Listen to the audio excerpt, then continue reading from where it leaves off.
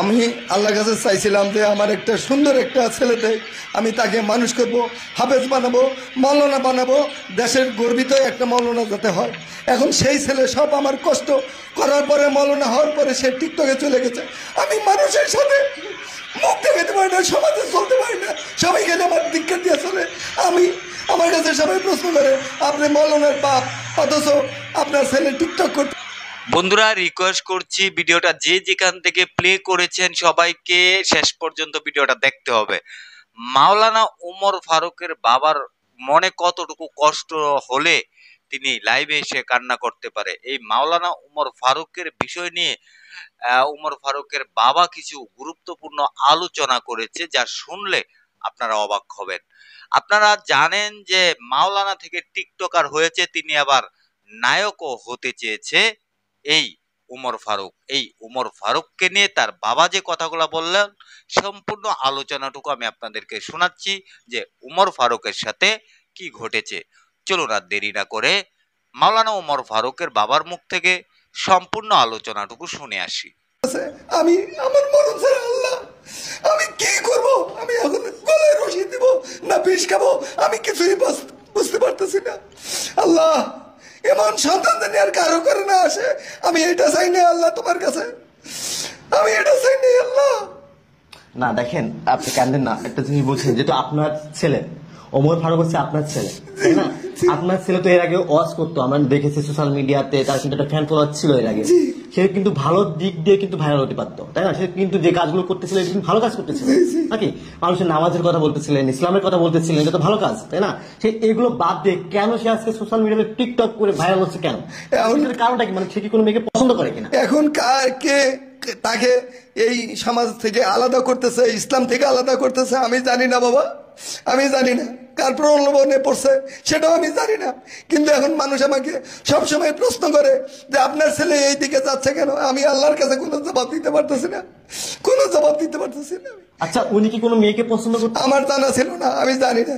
আচ্ছা, আপনার ছেলেটা এখন কোথায় আছে? এখন কোথায় আছে আমার সাথে কোনো যোগাযোগ নাই। আচ্ছা, অনেকদিন ধরে আমার ফোনের সাথে কোনো যোগাযোগ নাই। আমি ফোন দিলি খালি ওয়েটিং আর ওয়েটিং।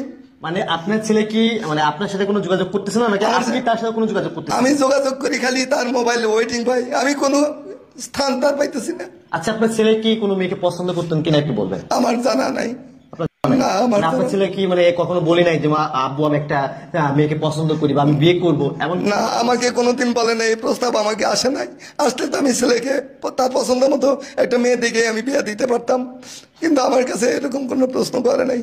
আচ্ছা, যেহেতু আপনার এলাকায় একটা নাম ডাক আছে, এলাকার লোকজন আপনাকে কোনো কিছু বলতেছে কিনা যে তোমার ছেলেকে দেখলাম টিকটক করতেছে, চুলে কালার করতেছে, কি সব ধরনের মানে কাজকর্ম করতেছে, এই বিষয়ে কোনো কিছু এলাকার লোকজন আপনাকে বলতেছে কিনা? হ্যাঁ, অনেকেই বলতেছে, ঘর থেকে আমি বাইরে হতে পারতেছি না, যে দেখে খালি কাছে হুজুর আপনার ছেলে টিকটক আজকে দেখে আসলাম, আপনার ছেলেকে মাথায় কালার করা চুল দেখে আসলাম। আমি কোনো প্রশ্নের উত্তর না দিয়ে আমি মাথা নিচু করে চলি, এখন চলাও বাদ দিছি, ঘর থেকে বাইরেও বাদ দিছি। আমি সমাজে কোনো মুখ দেখাইতে পারতেছি না, আমার মানুষের খালি ধিক্কার দিচ্ছে। আমি কি করব? আমি নিজে কোনো কিছুই বুঝতে পারতেছি না। তাহলে এই ছেলেকে, আপনার তো একটা স্বপ্ন ছিল যে আপনার ছেলে বড় একজন আলেম হবে, মানুষের নামাজের দাওয়াত দিবে, বা ওনার পিছনে হাজার হাজার মানুষ নামাজ পড়বে, এমন তো আপনার একটা স্বপ্ন ছিল। এখন এই স্বপ্নটা তো আপনার ছেলে ভেঙে দিচ্ছে, এখন আপনি আপনার ছেলেকে কি করবেন? এখন আমার তো অনেক স্বপ্ন ছিল যে বিশ্বের সেরা একটা মৌলানা হবে, কিন্তু সেটা থেকে আমি বঞ্চিত হয়ে গেলাম। আমি তো আল্লাহর কাছে এটা চাই নাই, আল্লাহর কাছে চাইছিলাম ভালো একটা সন্তান দাও, ভালো একটা হাফেজ দাও, ভালো একটা মৌলানা বানাও। কিন্তু আমি এখন সবার কাছে একদম ঘৃণার পাত্র হয়ে গেছি। আল্লাহ আমাকে কি দিয়ে ক্ষমা করবে? কোনো অপরাধ আমি আল্লাহর কাছে করছি কিনা আমার জানা নাই, তারপরে যদি অপরাধ করে দেখি মনে হয় সেই অপরাধের পরিপ্রেক্ষিতে আমাকে এই অবস্থান দেখাচ্ছে। আল্লাহ, দর্শক শ্রোতা, একটা কথা আমি বলি, দেখেন প্রতিটা পিতামাতায় কিন্তু একটা স্বপ্ন থাকে তার সন্তানকে নিয়ে। এই সন্তান যখন খারাপ দিকে চলে যায়, পিতামাতার কিন্তু চাপ চলে আসে। তেমনই কিন্তু আমার পাশে যে বাবাটা বসে আছেন, এই বাবাটি হচ্ছে, আপনারা হয়তোবা জানেন যে টিকটকে ভাইরাল হয়েছে এই যে ছেলেটা একটা মেয়েকে ভালোবাসে। আমরা শুনেছি যতটুকু, কিন্তু তার আব্বু কিন্তু এটা বলতে পারে না আমাদেরকে। আমরা শুনেছি ওই ছেলেটা নাকি একটা মেয়েকে খুব পছন্দ করে, ভালোবাসে। ভালোবাসার ক্ষেত্রে একটা মানুষ, ঠিক আছে, সে ভালোবাসতে পারে, এটা সিম্পল বিষয়, তাই না? কিন্তু সে ভালোবাসে বলে সেটা কি আছে টিকটকে চলে আসবে? এটা কোনো কথা? ভাই আপনি তো একটা ভালো কাজ করতেছিলেন, আমরা তো দেখেছি যে আপনি সোশ্যাল মিডিয়াতে বিভিন্ন জায়গায় ওয়াজ করছেন, মাহফিল করেছেন, আপনার কথা শুনে হাজার হাজার মানুষ ইসলামের দাওয়াত পেয়েছে আপনার মাধ্যমে। কিন্তু আপনি কেন আজকে ওই কাজটা বাদ দিয়ে আপনি কেন এই টিকটকে আসলেন? কেন আপনি সোশ্যাল মিডিয়াতে নোংরামি কাজগুলো আপনি করতেছেন কেন ভাই? আপনি যে পাগলামিগুলো করতেছেন, আপনার ভাবার দরকার আছে যে আপনার বাবা মা আছেন, তাদের একটা ইজ্জত সম্মান আছেন। আপনি যে পাগলামি করতেছেন, আপনার বাবার মুখটা কোথায় যাচ্ছে একবার ভাবছেন? আপনি এই ধরনের কাজ কেন করতেছেন ভাই? আপনার মাথায়, আমার মনে হচ্ছে আপনার মাথায় কোনো সমস্যা হচ্ছে। আপনি আচ্ছা, আপনার ছেলের কি কোনো মাথায় সমস্যা আছে? না, আমার মাথার সমস্যা তাহলে সে হাবেস হইতে পারতো না, মৌলানা হইতে পারতো না, মানুষকে হেদায়েতের পথে আনছে, লাখো লাখো মুসল্লি তার বক্তব্য শুনছে, মাথায় কোনো সমস্যা নেই। কোনো সমস্যা না, না। না, তাহলে এই পাগলামিগুলো সে কেন করবে, কেন করতেছে? যাই হোক দর্শক শ্রোতা, আজকে আমি বেশি কথা বলবো না, যেহেতু তার আব্বুর সাথে আমরা কথা বলেছি, তাকে আমরা পাই নাই, সে বাসায় নাই, তাকে আমরা পাচ্ছি না, এই জন্য কিন্তু তার আব্বুর সাথে কিন্তু আমরা কথা বলেছি। আর ওনার আব্বু যতটুকু কথা বলেছে আপনারা হয়তো বুঝতে পেরেছেন, মানে তার মনে কিন্তু খুব বড় কিন্তু কষ্ট লাগছে যে তার ছেলেকে নিয়ে কিন্তু বড় ধরনের স্বপ্ন কিন্তু তার ছিলেন, আপনারা শুনছেন ইতিমধ্যে তার মুখ থেকে, কিন্তু সেই স্বপ্নটা কিন্তু তার ছেলে কিন্তু নষ্ট করে ফেলেছেন।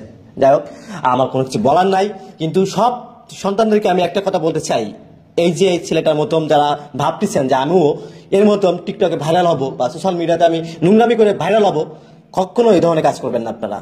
আপনার ভালো কিছু ভাইরাল হন ভাই। আমাদের দেশে কি মিজানুর রহমান আচারি নাই? আমাদের দেশে কি?